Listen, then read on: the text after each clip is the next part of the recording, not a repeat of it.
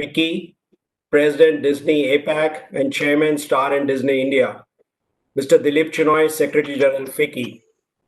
And of course, I have a longer list of eminent people, Mr. Nikhil from Scots, Mr. Manish Sharma from Panasonic, Mr. Sana Reddy from Sri City, and Mr. Naveen Kapoor from Apollo.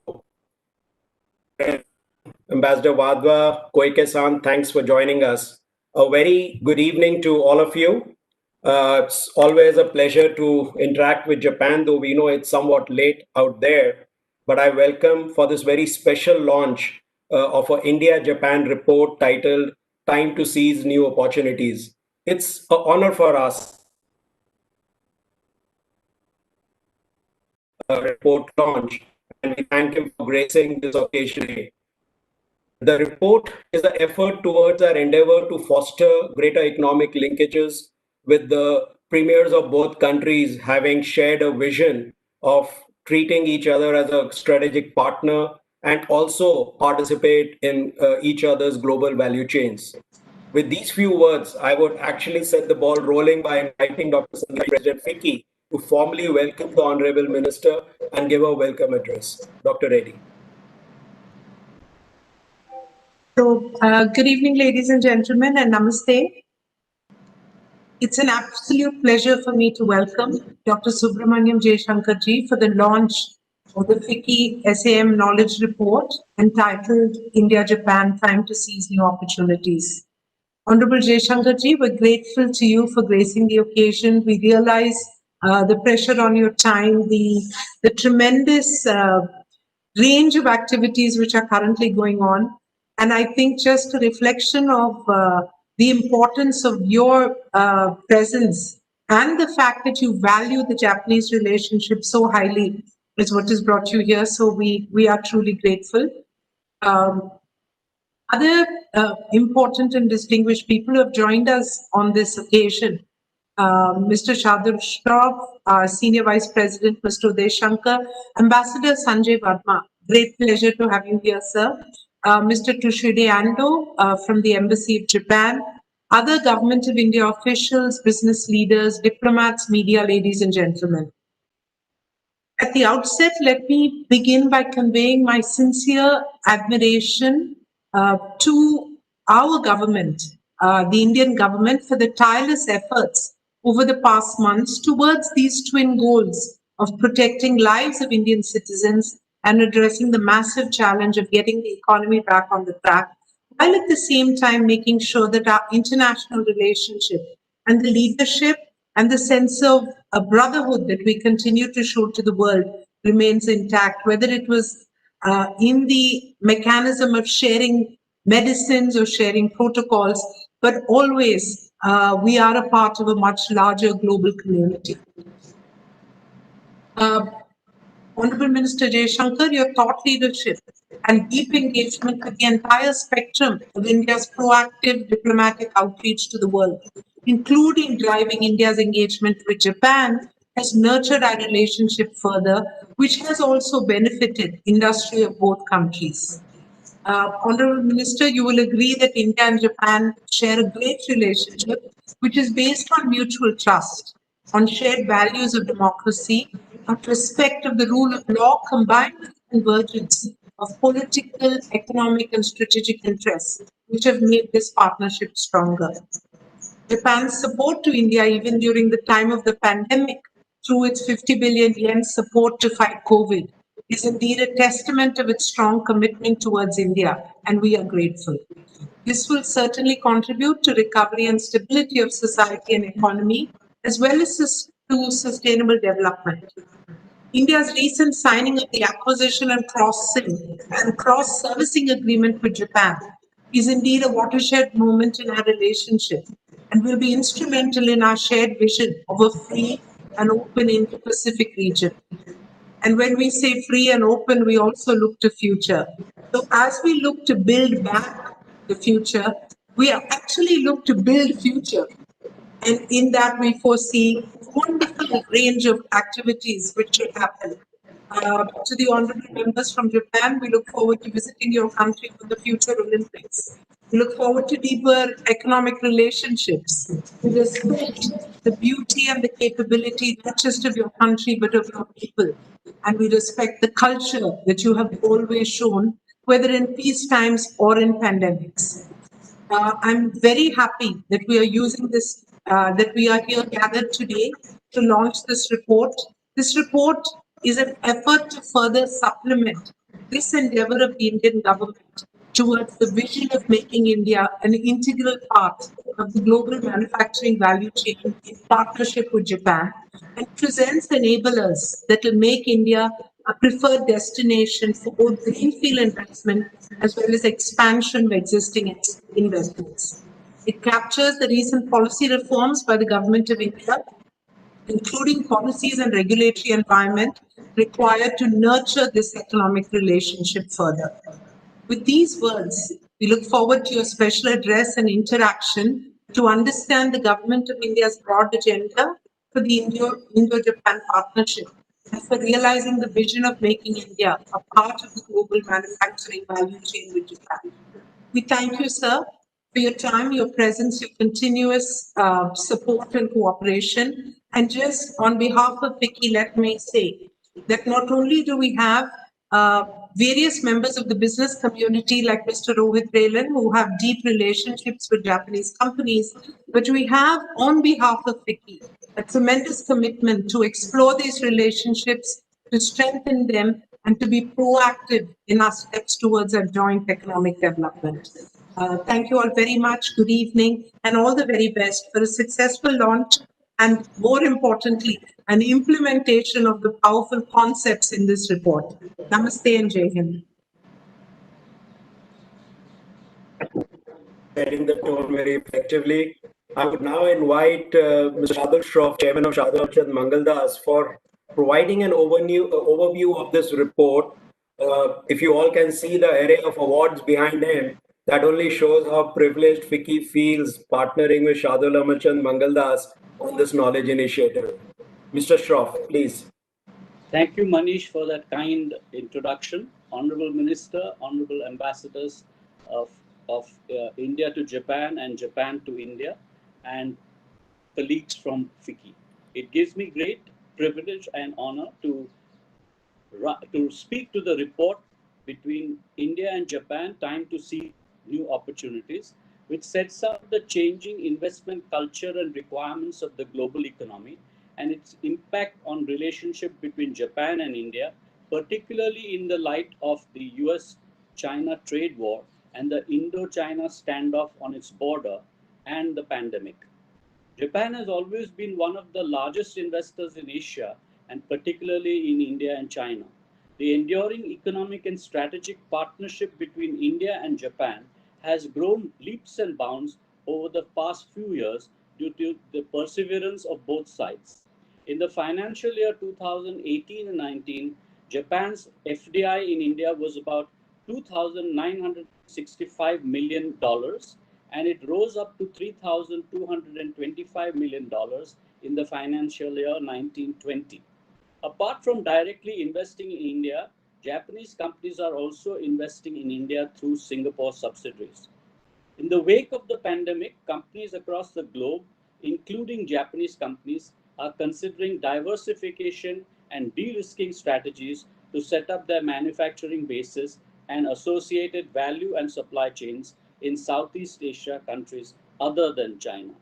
The Japanese government's announcements of a stimulus package for Japanese companies to de-risk their supply chains and diversify their operations and move part of their bases to other Asian countries like India is a welcome step. A survey of Japanese manufacturers with overseas subsidiaries conducted by JBIC ranked India as the most desirable place to do business in the long and medium term. This has provided a unique opportunity to India to leverage its existing position in the manufacturing sector to entice global value chains to move or expand their production capacities and capabilities to India in the light of de-risking activities being undertaken. As Japan has been one of the most active investors in India, the government of India has ensured that various benefits and structural reforms are aimed at enabling Japanese investors in startups in emerging areas such as food technology, electric vehicles, or in the fields of the upcoming digital technology such as artificial intelligence, Internet of Things, big data, to have a streamlined entry into the Indian market. The technological and economic prowess of Japan, coupled with India's established strengths in manufacturing, software, technology, and related essential skill sets, could further strengthen the ties between the two nations and may lead to a paradigm shift in the supply chains across the globe. Both the Japanese governments and the government of India have taken various initiatives, such as the introduction of the Indian Japan Digital Partnership, Japan Plus, Information Technology Corridor in Japan, setting up Japanese industrial townships in India, collaborating in set startups to strengthen the ties between Japan and India. The government of India has identified potential sectors for Japanese investments in India, such as infrastructure, railways, food processing, defense, electric vehicles, and pharmaceuticals, amongst others. Further, in order to attract foreign investment from Japan, the GOI has taken several steps, such as offering uh, preferential tax rates. Apart from the reduction in corporate taxes, identifying and developing land in industrial and other areas across India for setting up manufacturing units, providing utilities and other infrastructure, and revamping the labor law and bringing about other policy changes to attract Japanese investments to India. India is rightly placed in the current scenario to reshape its influence across supply chains globally. India is equipped with one of the largest scientific and technical manpower in the world, including in R&D, and its service sector continues to be globally competitive. Additionally, India's capability to supply raw materials and intermediaries offer businesses the prospect of reducing the dependence on multiple global sourcing. In furtherance of such efforts, India will also need to overcome challenges such as low productivity, lack of a robust ecosystem with efficient suppliers, logistical and infrastructure constraints, and lack of trade and investment agreements to emerge as a preferred destination for investment for Japanese companies.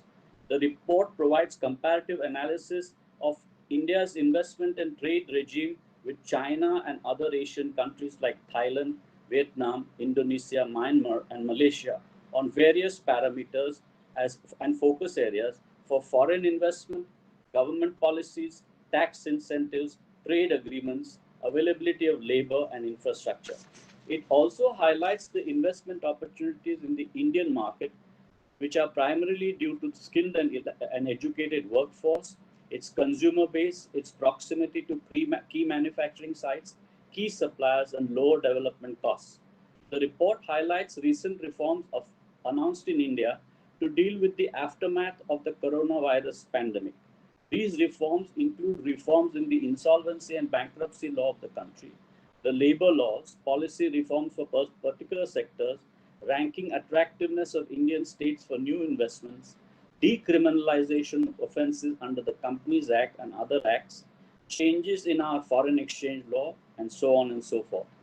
The report also briefly discusses the challenges faced by foreign investors while investing in India and sets out our recommendations for strengthening the ties between India and Japan and aiding further investment into India in the areas like ease of doing business, ease of living, operational transparency, the tax regime, and land allocation. One of the key takeaways from the report is that the GOI is responsive, and an active government which has brought in many reforms in the past few years and has reinvented its investment regime to further incentivize foreign investors and prepare a smoother entry for them into the Indian market. Japan, having been one of India's oldest compatriots, has had a first-hand view into the working of the Indian production and marketing ecosystem. We appreciate the mutual growth of two countries together and a further deepening of the relationship between India and Japan in the years to come. Thank you so much.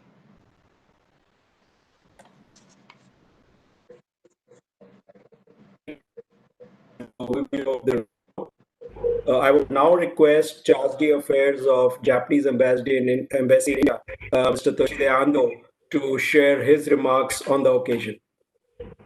Thank you very much. His Excellency Dr. Jay Shankar, Dr. Reddy, Mr. Shroff, Mr. Shankar, Mr. Chinoy, ladies and gentlemen, good evening. I'm pleased to attend this launching event of FICCI's report, India-Japan Time to Seize New Opportunities. The presence of His Excellency Dr. Jay Shankar and other dignitaries attests to the high degree of interest and expectation to bringing our bilateral economic relations to another level. Indeed, there has never been a better time to seize opportunities. The spread of COVID-19 has brought various challenges and hardships to the world, but at the same time has changed the way we think and act. When essential goods could not reach our land amid this pandemic, we realized how important it is to create robust and resilient supply chains. When it became difficult to meet in person, we have quickly adapted ourselves to utilize technologies as we meet online today. Necessity is indeed the mother of innovation. Our new mindset can open up new opportunities. I believe that this mindset has prompted India to pursue both goals of self-reliant India and make forward under the strong leadership of Prime Minister Modi. His statement clearly intended to put India at the center of global supply chains. Indeed, India will become stronger by playing a pivotal role in global supply chains through enhanced trade and investment. Of course, this cannot be a one-way street. Allowing a free and stable importation of meat products and other resources is critical if goods made in India are to be competitive with global value chains. Japan has always been keen to see successful development in India and has been a steadfast partner in advancing Make in India. I also want to emphasize that Japanese companies are making significant contribution to Make Forward, to working with the Indian partners. A well-known example is Maruti Suzuki. They are exporting automobiles made in India to Africa and even to Japan. Japanese companies are proud to make such first-rate competitive products together with their Indian colleagues. Japanese businesses are indeed keen to play their roles in India's new quest to be the hub of global supply chains. Last year, the number of Japanese companies in India rose to 1,454. But we should not be content with ourselves by just painting a rosy picture for ourselves. To make this picture a reality, I believe there are still more we must do. India's ease of doing business ranking has made a remarkable stride for the past few years, currently ranking at number 63 in the world. But Japanese companies are still facing various challenges in conducting their businesses here. Complicated legal and tax systems, late payments, difficult labor issues, and inadequate infrastructure are among the concerns repeatedly raised by them. When we look at the level of enforcement of contracts, India is still number 163 in the world. Can you imagine how much more Japanese investment we could expect if the level of enforcement of contracts is improved? Now, this report by FICCI is issued at a critical moment.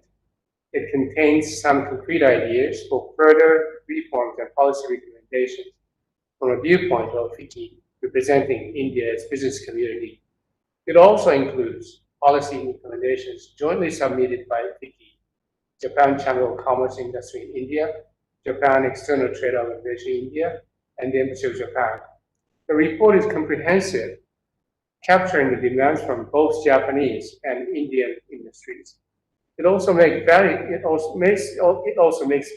comparisons between India and ASEAN countries. These comparisons should provide us with constructive ideas of what needs to be done. So I ask all of us, both Japanese and Indians, to closely look into this report and, more importantly, to act to resolve the issues even going beyond this report. Last month, Prime Minister Modi acknowledged There are millions of challenges on the way to the self-reliance.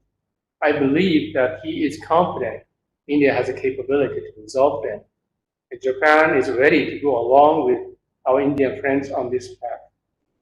Based on the discussion held between our two economic ministers last December, we have agreed to establish the Japan-India Industrial Competitiveness Partnership.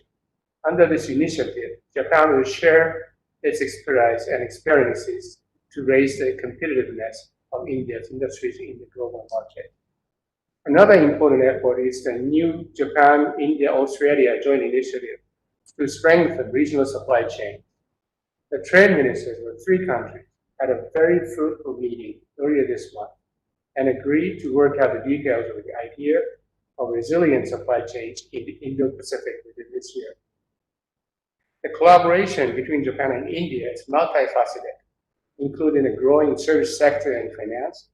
Our joint efforts should be and are touching upon new frontiers, including IT, 5G, AI, and other digital transformations. In order to connect the vibrant talents of the countries, we have established a fund of funds for startups. As you know, in Japan, Prime Minister Suga has just sworn in. I am convinced that the premium our two countries attach to relations remain very strong under the new Japanese administration. And the Japan-India relations, strengthened by our shared goal for a free, open, and inclusive Indo-Pacific, are now having positive influences across the globe. In an increasingly uncertain world, Japan and India can bring about assurance over peace, stability, and prosperity by working with other like-minded countries. In closing, let me stress that our economic partnership is a core of our expanding bilateral relationship. I would like to quote Minister Jay Shankar from his latest book, and I quote, "If Noida and Nagoya are to truly meet, it would add a new page to Asia's history," end quote. Thanks to the FICCI report, I'm confident our economic ties will become even more robust through our mutual diligent efforts, and we can add a new page to Asia's history. Thank you very much. Thank you, Anderson. Now, of course, I have the privilege of requesting Dr. Jay Shankar to virtually launch the Indo-Japan report. Mr. You have a copy, if you could show it, and then we'll follow it up with a digital launch also. Thank you, Minister. Thanks for giving us this privilege. I'll now also launch the report on a digital basis for the benefit of our other participants.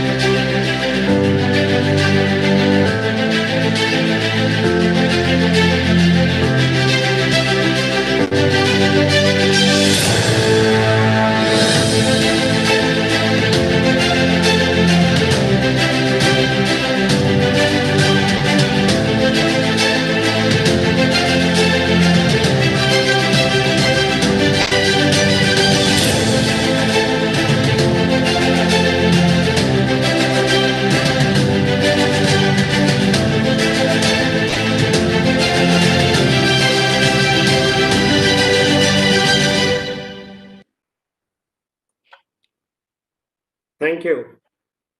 It's now a moment of joy for us to request Dr. Jay Shankar to share his vision with us on India's economic diplomacy landscape, especially with a view to our relationship with Japan going forward. Dr. Jay Shankar, of course, needs no introduction to any one of us, but still, I think I must share that he's had an absolutely amazing set of assignments all through his diplomatic career. Before taking over as our External Affairs Minister, he's been the Foreign Secretary, as you all are aware, between 2015 and 2018. Prior to that, our ambassador to US for 2 years. And for about 4 years prior to that, our ambassador to China. And of course, he's also been in Singapore, Czech Republic, Moscow, Colombo, Budapest, Tokyo, as well as very, very important assignments with Ministry of External Affairs and also President of India's office. So he also spent a brief, or I would say a stint, as President of Global Corporate Affairs at Tata Sons prior to taking over as EM. Over to Dr. Jay Shankar, a Padma Shri awardee in 2019. Dr. Jay Shankar. Thank you, Dr. Sangeeta Reddy, dear friends. It's good to see you all, and I'm really delighted to join you at the launch of the India-Japan Time to Seize New Opportunities report. At this time, I think if there are two key words which probably everybody in the world would be focused on, it's probably recovery and resilience. And I can't think of two more important countries, two more trusted partners actually to have that discussion. So this report, even in other circumstances would have been very valuable, but I think it is particularly timely in the situation in which we find ourselves. I had a chance, I must confess, thanks to the fact that somebody was good enough to send me an advance copy, to go through it, and I found it quite interesting, even for someone conversant with this relationship, and I would really recommend it to everybody else. There's a lot of not just policy prescriptions. I think there's a lot of practical sort of wisdom there, which people would find it useful. Now, on this occasion, let me say a few words about India-Japan relations. I think since I imagine most of those who are listening to us or participating in this event have some sort of prior relationship with Japan, I don't want to sort of tell people what they already know. Instead, I want to lay out a series of markers which would sum up where the relationship is today, and then I would like to talk about where I believe it should be tomorrow. The first point I would make is that for what was for many, many years a very bilateral relationship, and in many ways a relatively narrow bilateral relationship, I think that has very decisively turned the corner. I mean, today the relationship itself has broadened out, and I'll speak a little bit about that. But when Indian and Japanese leaders, whether it's our prime ministers or whether it's our ministers, when they meet and when they talk, the breadth of conversations, we are discussing regional issues, global challenges. So I would say for both of them, the landscape of their interaction, the playing arena, so to speak, has become very much broader. And that, to my mind, is a very important development which signifies a sort of maturing of the relationship. Now, obviously, the economic aspect of it, and that's really what this report has focused on, remains very much at the heart of the relationship. Again, in my 25 years of association, I have seen it evolve from what was a significantly G2G relationship with ODA at the heart of it into a very much more B2B relationship. The ODA part, is still important. The G2G part is indispensable, but nevertheless, the fact is today, if you look at the B2B component, it is very much more. And again, that's something I will address later in my remarks. The second change has been that this relationship actually has become strategic. And by that, I mean that each country perceives developments in the others as having a strategic relevance to their calculations. And in a way, if you look at the substance of the interaction, we are talking much more about issues which go beyond our relatively narrow interests. The strategic nature of the relationship is also reflected in the fact that it isn't just today, Delhi talking to Tokyo. I mean, our embassies in different places, especially say at UN organizations or at important capitals, they are dealing very much more with each other. So whether it's the political side, the relationship has also acquired many more facets, and I'll come to the security side of that. So it's really, I would say, more conversations, broader agenda, larger playing field, many more facets. So it's got a sort of a complexity and a substance today that to my mind really reflects this journey of the last 25 years. Now, among those, of course, an important aspect of that is what we call the Indo-Pacific. I think India has a vision for the Indo-Pacific, as indeed does Japan.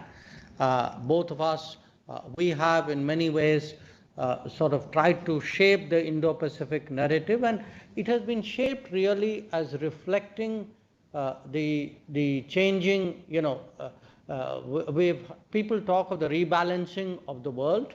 There's also been a rebalancing of Asia, and there's been very fundamental changes in the strategic landscape of Asia. And I think today the seamlessness of what happens in the Pacific and the Indian Ocean regions underline the importance and the relevance of the Indo-Pacific.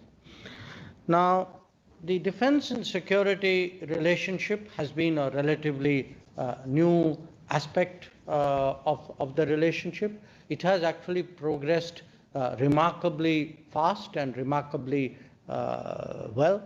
And it's interesting, till actually I was looking at my remarks for this evening.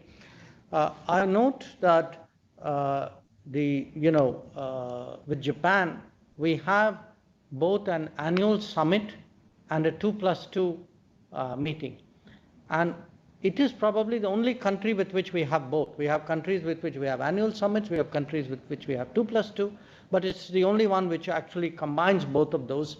And that in many ways actually tells you how much more in sync we have become in terms of how we look at the world and define our interests and weigh the importance of our cooperation. Now, the most recent development in that regard, of course, was the signing of the Reciprocal Provision of Supply and Services Agreement. It's a very practical manifestation of our ability and intent of working together, and I'm very confident that it would both be a big plus for the evolution of the Indo-Pacific vision of both countries, as well as adding to the stability and security of Asia. Perhaps one other related issue which I could flag here is India has last year tabled something called the Indo-Pacific Oceans Initiative, which was done at the ASEAN Summit, at the East Asia Summit, and which is again trying to concretize our sense of how countries can cooperate in the Indo-Pacific domain. And here we look to working with our partners on that initiative, especially with Japan. Now again, when I speak of the sort of the evolution of the relationship, its growing maturity in a way. Another interesting aspect which is in the making, it's still early stages, is the fact that we first began to have discussions about third countries. Now we have actually started to look at working practically in third countries. We've done a little bit of that in Sri Lanka, and I think we are today trying to see whether we can cooperate and coordinate more closely in Bangladesh and Myanmar. That I regard as something which would again take our relationship to a very different level. And here I must mention, a few years ago we started something called the India-Japan Act East Forum, which is chaired by the Foreign Secretary and the Japanese ambassador here. The idea was really to see how we can coordinate Japanese involvement with the development of our northeastern region. But in a sense, it has a larger significance because it really will impact our connectivity with Bangladesh and Myanmar as well. I mean, in that sense, I think its overall sort of relevance to our Act East policy is also of no small order. If I were to look a little beyond the horizon, I would flag today two issues for people to think about. We need to see, are those areas where we can work together. One, of course, is the possibility of economic cooperation in Russia's Far East, because India has shown a much greater willingness to be involved in economic projects there. The other is the Pacific Island countries, where again, if you look at our development partnership and our sort of political footprint, including Pacific Forum, whose meetings we do regularly, that has grown significantly. Beyond this, I would say we can see India and Japan working very closely, whether it is in respect of the ASEAN and East Asia Summit. Again, another platform which has, of course, been getting more attention is the quadrilateral arrangement. And these, to my mind, I mean, just as India-Japan relations bilaterally have progressed, I think we have also together adjusted to and responded to the changing world, and these are all manifestations of that. Now, let me come back briefly to the two words I began with, because I think that's that's at the heart of the report which we are releasing today, the recovery and the resilience themes. Now, there's no question, particularly in the last 5 or 6 years, we have seen a very visible increase in our economic cooperation. The FDI inflows from Japan have gone up. The number of Japanese companies in India have gone up.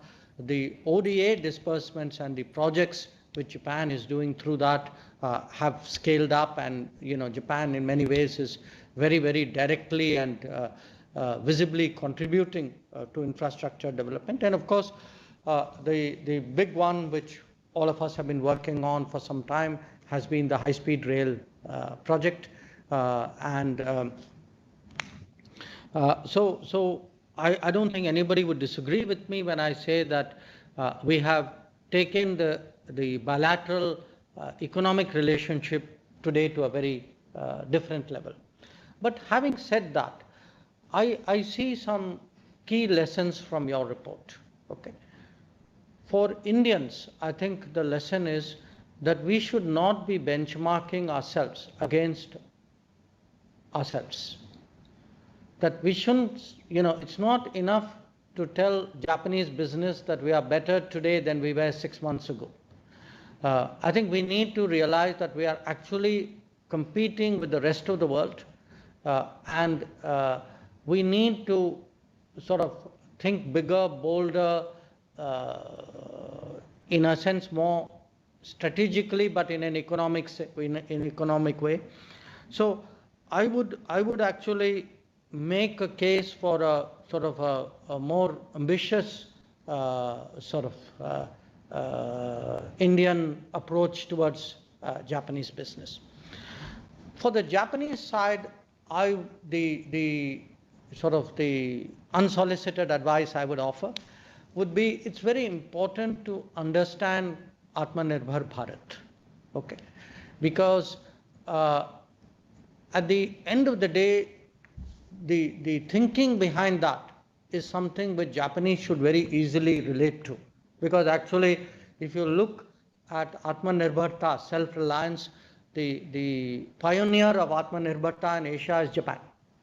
So, so there's a lot, if they actually objectively look at the evolving thinking in India about it, I think there are a lot of elements which Japanese would find very familiar with their own development and their own sort of economic thinking.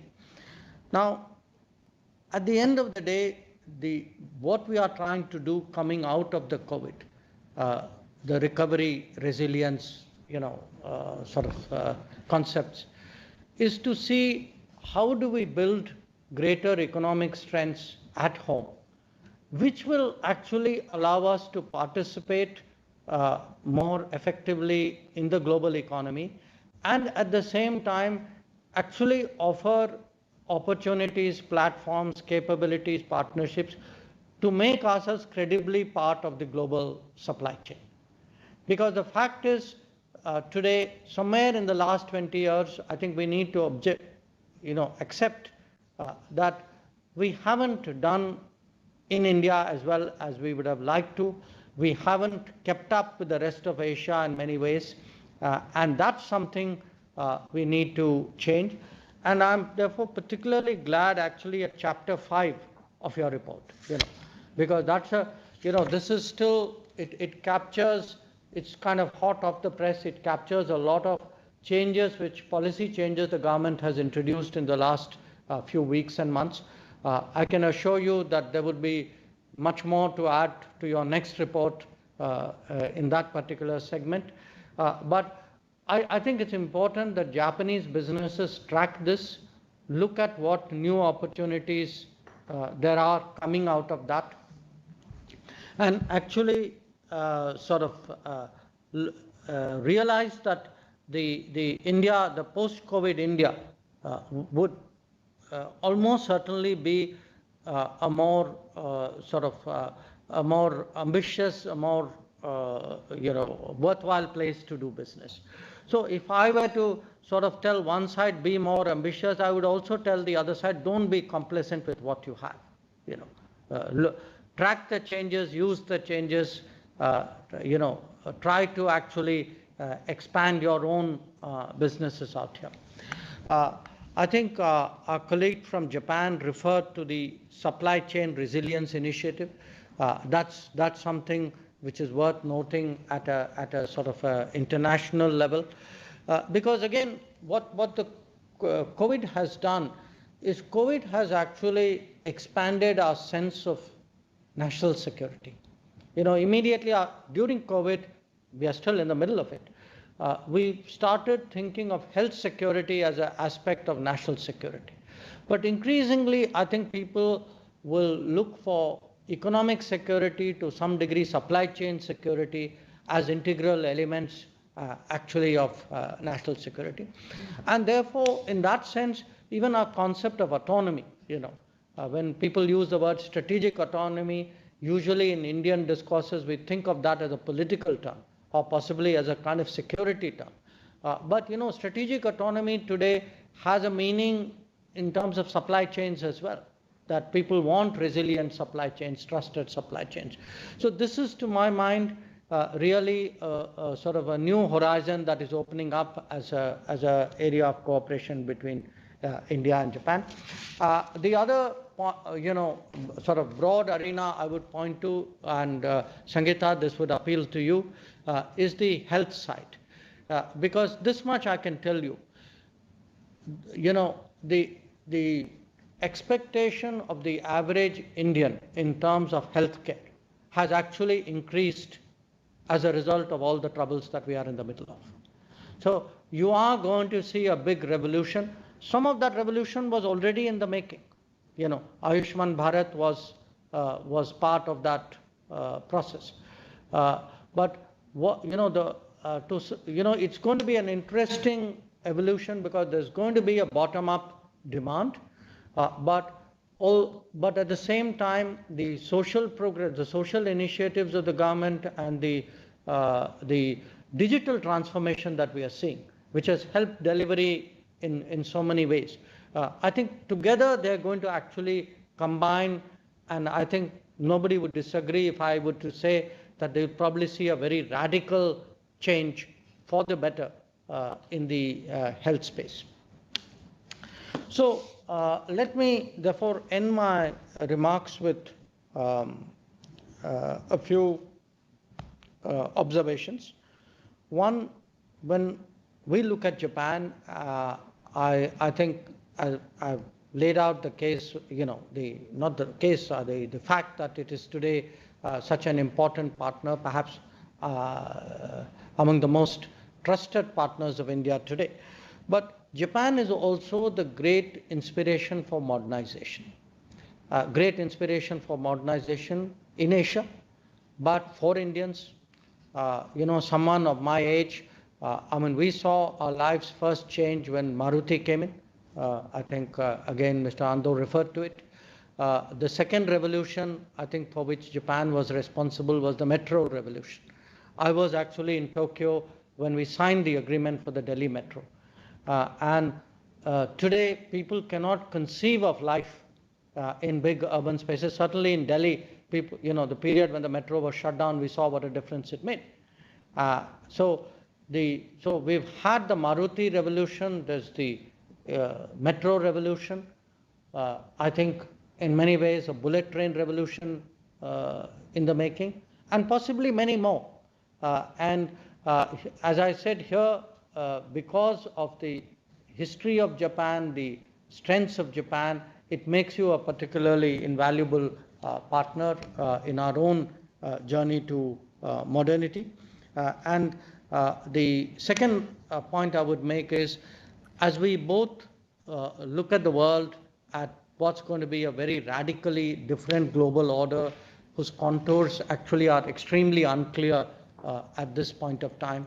Again, we are two countries whose values, whose mindsets actually make us very natural partners.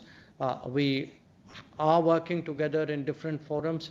I expect to see that expand. So I think all the economic activity will probably get a lot of support from the larger ecosystem, especially the political side of the business. So this is surely an account which I expect to see grow, and I'm very happy that you have released today a report which in some ways is partly a roadmap, partly a course correction, partly, it's a kind of a reflective piece on what we could be doing better. And I thank all those people who put that together and got us all thinking in that direction. Thank you very much. Thank you, Minister. That was truly inspiring with your insights on India's foreign policy and specifically with Japan. To go through our report and give us some comments that really motivates us to surely do the next edition next year. I'll now invite Mr. Jay Shankar, Senior Vice President, FICCI, to have a freewheeling conversation with the Minister with a few pertinent questions on our relationship with Japan. Mr. Jay Shankar, over to you. Thank you, Manish. Thank you, Minister Jay Shankar, for a very, very frank and, as usual, highly enlightening views. I'm conscious of your time, sir, so I'll come straight to one or two points that you made in your remarks. The first one is that you said that it is important for the world to understand the thought behind Atmanirbhar Bharat, and I think that's really important, because while the Prime Minister's agenda is to make, as you said, a much more self-reliant, confident India that can participate in the global economics far more freely and confidently, it seems to have sent contrarian signals. And is there a need for us as a country, from the government side and parallelly from other sides as well, to make sure that it does not send out signals that India is regressing or that we are beginning to look inwards, and that we do exactly what we want to achieve from this? Look, I don't know if you were watching the Prime Minister on August 15th. I was, and I heard him very clearly say, make in India, make for the world. I think from the government side, we are all very, very clear that the direction that we see the Indian economy going is really an Indian economy with greater capabilities in India. Because look, at the end of the day, if you do not have an economy, a country like in country the size of India needs to have an employment-centered economy. Okay. And we cannot have our manufacturing hollowed out by imports which come in at sort of non-market prices. And we've seen the result of that. Our friend from Japan quoted me on Noida. I want to tell you something. I lived in Noida for a very large part of my life. And I've seen actually how much, what has been the impact of the economy in the last 20, 25 years. And the fact is, manufacturing is hurting in this country. So it's important. I mean, if a country the size of India, the scale of India, the ambitions of India doesn't address its manufacturing challenges, what role will you play in life? I read something very interesting. It had a very catchy phrase. It said, deindustrialization is unilateral disarmament. So we want to go out there and play in the world. We need to be industrialized. And Atmanirbhar Bharat is about manufacturing. It is about creating jobs. I mean, we are not into jobless growth. And it's also about actually making yourself a more capable player vis-a-vis the rest of the world. I mean, you see, at the same time, this has been accompanied by initiatives making it easier to do business, making it more attractive for investments to come in. So it's not a slogan in isolation. It's got a whole lot of other steps. So I would urge people to look at it very objectively. Thank you very much. I think that's very helpful. And as you said, it's not just a slogan, it's a complete package. And there is a lot more in that package that people should look at. Specifically, any thoughts on how this group of people who have business interests, either from Japan in India or from India in Japan, how can they leverage that?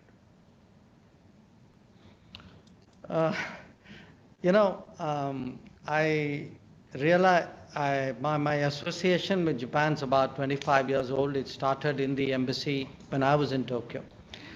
And if there's one thing I learned in this period, it is that while there are some solutions you can kind of give at a 40,000 feet level, and there are broad policy sort of prescriptions or positions you have, a lot of it is very, very granular, it is very specific, it is very sectoral in a way. My sense is on the Indian side, we need to sort of drill down and look constantly at what is it which will make it more attractive for Japanese business to work here. But on the Japanese side, I think there's got to be a realism. India is India. You can't say, well, in some other country I get that. There are some countries, sometimes it's not a bad argument, okay? But if you take a country with a completely different political sociology and say, well, I get that there, well, that's a different country. So, and again, the point I would make is, Japanese investors can't wait for the perfect investment conditions to come in. If we get it that perfect, we would invest in it ourselves. So they also need to take a few risks and, sort of make their calculations and see where they go. Yeah, I think you referred to that in your comments when you talked about the ambition on the one hand and the need to be mindful of the complacency on the other hand as well. And just moving quickly to the other side, sir, the Indo-Pacific. It's both Japan and India are very clear and very committed to a peaceful Indo-Pacific region. And a few words from you on the recent attempts to, by some countries to emerge as dominant powers in the region that could create imbalances. Well, let me put it to you this way. I think we would all recognize that 70 years ago, this was a very, very Western world, and the changes we have seen. Sort of the example I use to sort of shorthand for those changes is that from the time when the G7 used to meet to, in a sense, kind of lay out policies for the world, today it's a much broader group of countries. It's called the G20. And the term which we often is used is rebalancing. And a lot of the rebalancing has happened in Asia. If you look, it's very interesting if you see 1960, 1980, 2000, every 20 years, you look at the top 20 economies, essentially you've had some Asian economies really go up the ladder. Now, while there has been a rebalancing between Asia and the West in a way, there's also been rebalancing within Asia. Now, if we believe that a democratic world and a fairer world requires more players who reach arrangements among themselves, what applies to the world also applies to Asia. So you can't, it's a multipolar world is a phrase I use in my business. A multipolar world must have as its foundation a multipolar Asia. And this is something which I think Japan and India very strongly believe. And we are two countries. As I say, it's not just about narrow national interests. We look at the world, issues like connectivity. We discuss, should we have connectivity based on market principles or not? If you have, say, challenge of terrorism and very sort of fundamentalist radical ideologies, should we not be doing something to combat that? If you look at maritime security. So I think both of us are being, we are in a sense taking on with every year more and more responsibility, not just for ourselves, but I think as part of the management of the world. And that, to my mind, and Indo-Pacific is one part of it, not the only part of it. And I think that in many ways sort of holds a lot of importance for the value of this partnership. So one last question, sir. Do the sub-regional ambitions within Asia pose a threat to the emergence of Asia as the dominant continent of the next century? I would, I would prefer to sort of put it a little more positively than your question. I think if we are to make Asia, give Asia a more prominent place in world politics, then it's important for all the nations of Asia, especially the large and important nations of Asia, to get along together. Because if they spend their energies not in a positive manner, but kind of contesting each other, they're not going to advance the interests of Asia. So I think somewhere that realization that every country has a right to pursue its national interest, but I think part of international relations is how do you temper national interests with the requirements of sort of global good or common good in a way. And I would certainly hope that all the important players in Asia have that kind of mindset. Thank you, Dr. Jay Shankar. I could go on. It's always enlightening experience to engage with you, but I'm conscious of your time. Thank you. Over to Manish. Thank you. It's a pleasure, and thank you very much for the support. Thank you, Minister. I'll just request our ambassador in Japan, if he would like to just add for a couple of minutes, anything for the benefit of the industry present here today. Manish ji, just a couple of very sort of granular points.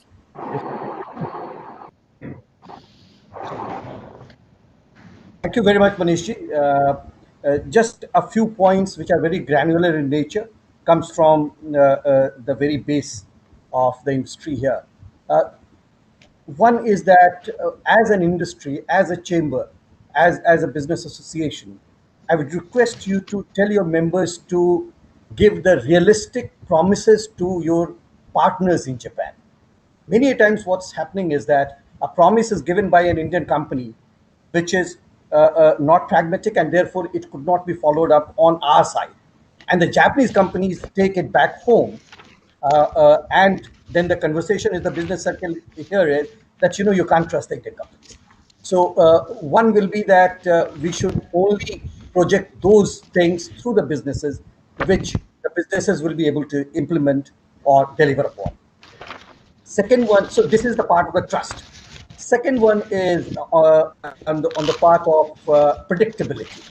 Now, Japanese companies, all of us know that they love predictability, and anything going on our model, which is a model of disruption, uh, uh, that is something they are still averse about. So they are risk averse, and therefore we have to keep their culture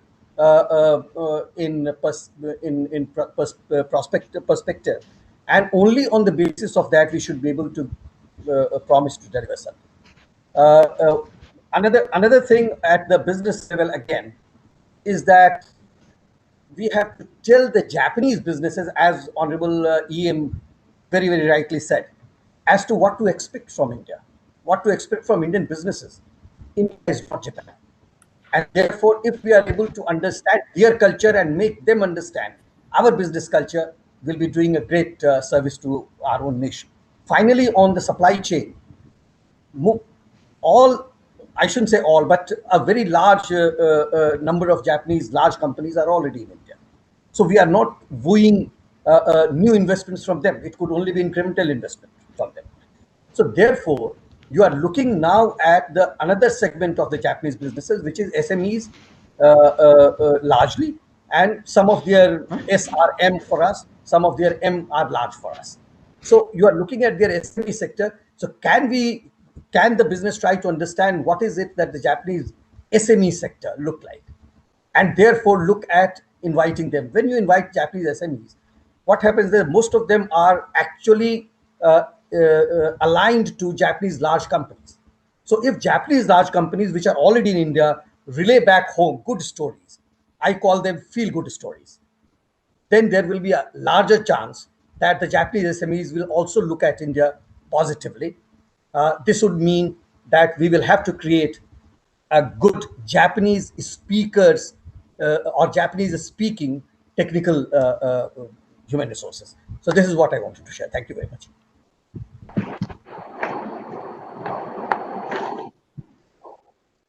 Okay, so minister's not there, but I think Mr. Manish Sharma and Mr. Ravindra Sanareddy, they wanted to share some views on Indo-Japan relations. If we could have some quick interventions from both of you, please. Yeah, Manish, thank you so much. So not much, but I would take it forward from the ambassador just left. I completely agree, and in some sense, people like us should be the flag bearers either way. I mean, flag bearer of India in Japan and vice versa also. And so quickly reflecting our commitment. So I am managing Panasonic's business here, and next to our 15 manufacturing facilities, we are now investing one more in Sri City. And the approach is very similar to what you mentioned. We are also looking at enabling backward integration apart from the large facilities which we set up. That is one. Second is in the responsibility of chair of FICCI's Electronics Committee. So we've been engaging with DPIIT under the Empowered Steering Committee led by Dr. Pawan Goenka. And fundamentally, the approach is very similar to what the Honorable Minister and yourselves also mentioned, which is how do we sort of unlock the demand potential of the country. Parallelly, how do we backward integrate? And I think the role of small and medium enterprises potentially collaborating on technology with small and medium enterprises of India is the right business model. And finally, how do we be in the center of the supply chain? So there, I think we'll need support both on the supply side and also on the demand side to enable exports out of our country. So that is all what I have to say. Thank you, Manish, for the opportunity. Thank you, Mr. Sharma. Mr. Sanareddy, any intervention from you? Yeah, sure.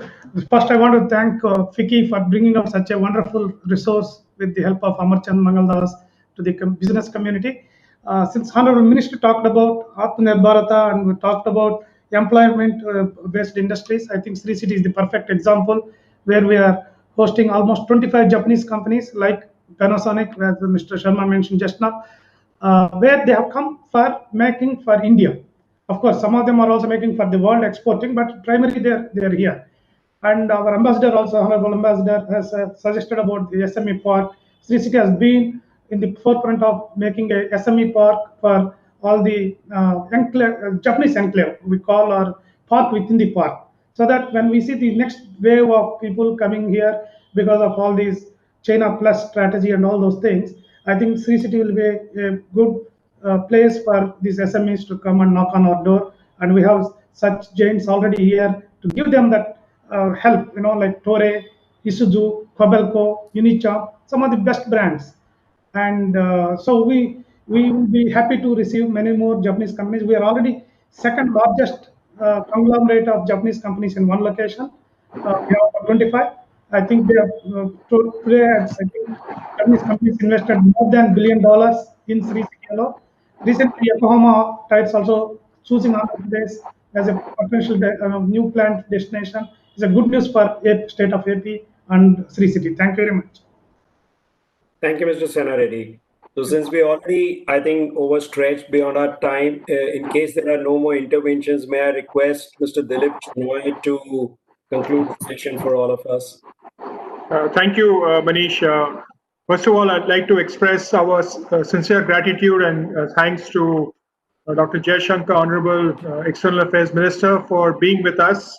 So you're informed, insightful, in-depth, inspirational, really opening statement, and the way you actually addressed the questions that were put to you, giving your perspective, the possibilities of Japan-India trade, and also your positive outlook throughout is really inspirational. Thank you, for being with us today, and we really hope that the report benefits both industry and investors in attracting greater investments from Japan and the world. And we would like to also congratulate you, on your book, The India Way: Strategies for an Uncertain World. A lot of what you said also resonated with what was written there. I would also like to take this opportunity to thank the Shahji's Affairs in the Embassy of Japan, Ando-san, for being with us today, and also Ambassador Sanjay Verma, Indian Ambassador to Japan, for joining us and for both your statements. We'll also thank Mr. Shardul Shroff and Shardul Amarchand and Mangaldas for their partnering with FICCI on creating this knowledge leadership report. It was just a few months ago that when we were, I think in November, we were in Japan earlier last year, where we actually presented another report there. So thank you for your continued engagement. Dr. Sangeeta Reddy, President FICCI, thank you for being here, and Jay Shankar, Senior Vice President, thank you for guiding our various initiatives and endeavors at FICCI with Japan, and thank you for conducting the fireside chat. Thank you, Mr. Manish Sharma and Ravi, for your interventions, and of course for Mr. Nikhil Nanda and Mr. Onkar Kanwar and Mr. Rohit Relan and all for actually supporting this. Before I close, just want to reiterate the FICCI Leads, which is a flagship global program for FICCI, which is being organized from the 12th to 15th of October. Please do look out for this multifaceted international platform where the theme reimagine the world, and we hope that you can actually participate in this. Once again, I want to thank everybody for joining us, all the viewers, and thank you, Manish and team, for putting this together. Thank you, and stay safe, stay well. Thank you. Thank you. Thank you, team FICCI, for putting this together. Excellent work. Yeah. Manish and the rest of the team, great job. All the very best. And to all members, we look forward to your continued interest and work in this area. All the very best. Good luck. Namaste. And stay safe. Thank you very much. Thank you.